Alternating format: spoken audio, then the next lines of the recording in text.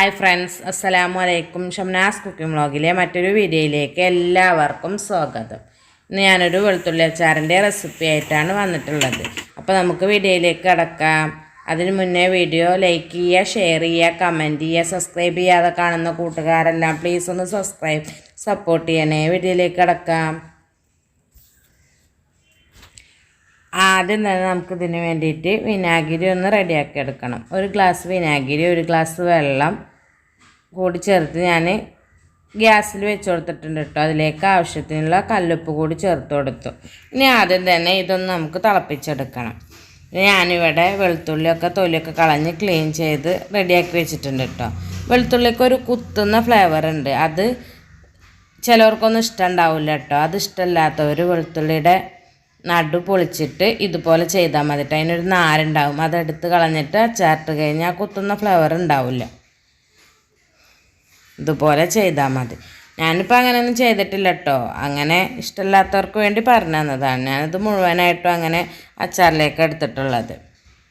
കണ്ടോ, ഇതേപോലെ കാണിച്ചു തന്നപ്പോൾ മനസ്സിലായി ഉണ്ടാവും വിചാരിക്കുന്നു. പിന്നെ അച്ചാറിലേക്ക് വേണ്ടിയിട്ട് ഞാനൊരു 2 പച്ചമുളക് ചെറുതായി അരിഞ്ഞ് വെച്ചിട്ടുണ്ട്. പിന്നെ ഒരു 10-12 അല്ലി വെളുത്തുള്ളി, ഒരു വലിയ കഷ്ണം ഇഞ്ചിയും കൂടി ചതച്ച് വെച്ചിട്ടുണ്ട്. അപ്പോൾ വിനാഗിരി വെള്ളമൊക്കെ തിളച്ചപ്പോൾ അത് മാറ്റി വെച്ച് അച്ചാറിടാനുള്ള പാത്രം വെച്ച് കൊടുത്തിട്ടുണ്ട് കേട്ടോ.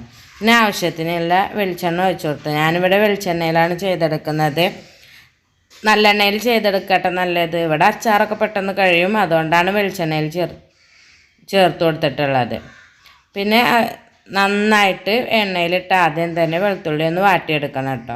അപ്പോൾ ഞാനിവിടെ നന്നായി വാട്ടിയെടുത്തിട്ട് ഒരു പാത്രത്തിലേക്ക് മാറ്റി വെച്ചിട്ടുണ്ട്. പിന്നെ അതേ വെളിച്ചെണ്ണയിലേക്ക് തന്നെ ഒന്ന് കടുകിട്ട് പൊട്ടിച്ചെടുക്കുക കേട്ടോ. ഞാനിവിടെ 1 ടീസ്പൂൺ കടുക് ഇട്ടിട്ടുണ്ട്. കടുകൊക്കെ നമ്മുടെ ആവശ്യത്തിനനുസരിച്ച് ഇട്ട് കൊടുക്കാം. പിന്നെ കടുകൊക്കെ പൊട്ടി വന്നപ്പോൾ അതിലേക്ക് 1/4 ടീസ്പൂൺ ഉലുവ ചേർത്ത് കൊടുത്തിട്ടുണ്ട്. ഉലുവ ഒന്ന് നന്നായി പൊട്ടി വന്നാൽ അതിലേക്ക് നമ്മൾ നേരത്തെ ചതച്ച് വെച്ച ഇഞ്ചി വെളുത്തുള്ളിയും ചേർത്ത് കൊടുക്കുക. ആവശ്യത്തിന് കറിവേപ്പില ഇട്ട് കൊടുക്കുക. 2 പച്ചമുളക് വട്ടത്തിലരിഞ്ഞത് കൂടി ചേർത്ത് കൊടുക്കുക.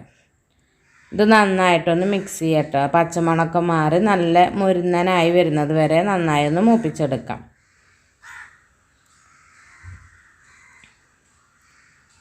നല്ല ടേസ്റ്റി ആയിട്ടുള്ളൊരു അച്ചാറാട്ടോ. എല്ലാവരും ഒന്ന് ട്രൈ ചെയ്ത് നോക്കാൻ മറക്കരുത്. പിന്നെ ഇതാ അതിലേക്ക് വെളിച്ചെണ്ണ കുറച്ച് കുറവായിരുന്നു കേട്ടോ. അപ്പോൾ ഞാൻ കുറച്ചുകൂടി വെളിച്ചെണ്ണ ചേർത്ത് കൊടുത്തു. അത് കഴിഞ്ഞ് ആവശ്യത്തിന് പൊടികൾ ചേർത്ത് കൊടുത്തു.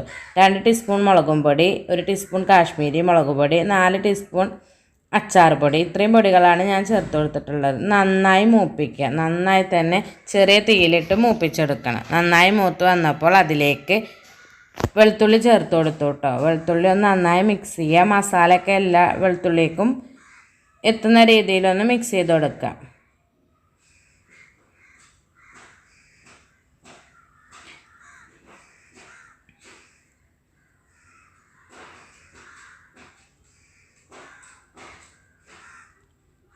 വെളുത്തുള്ളിയൊക്കെ നന്നായി മിക്സ് ചെയ്ത് കഴിഞ്ഞാൽ നമ്മൾ വിനാഗിരിയും വെള്ളവും ഉപ്പും കൂടി തിളപ്പിച്ച് വെച്ചത് ഇതിലേക്ക് ഒഴിച്ച് കൊടുക്കുക.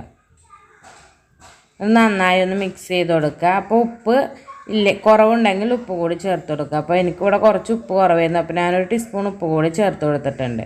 നന്നായിട്ടൊന്ന് മിക്സ് ചെയ്ത് കൊടുക്കുക. കത്തിക്കൊന്നും വേണ്ട കേട്ടോ. ചെറിയ തീയിൽ അങ്ങനെ വെച്ച് കൊടുത്താൽ മതി. ആ വെള്ളമൊക്കെ ഒന്ന് ചൂടായി വരുമ്പോൾ എണ്ണയൊക്കെ തെളിഞ്ഞ് വരും. ആ സമയത്ത് നമ്മളൊരു 1/4 ടീസ്പൂൺ കായപ്പൊടി കൂടി ചേർത്ത് കൊടുക്കുക. ചൂടാറി കഴിഞ്ഞാൽ ഇതൊന്നും കൂടി കട്ടിയാവും. നല്ല ടേസ്റ്റി ആയിട്ടുള്ള വെളുത്തുള്ളി അച്ചാറാണ്. ഉണ്ടാക്കി നോക്കാത്തവരൊക്കെ ഒന്ന് ഉണ്ടാക്കി നോക്കണേ. അടുത്ത വീഡിയോയുമായി വീണ്ടും കാണാം.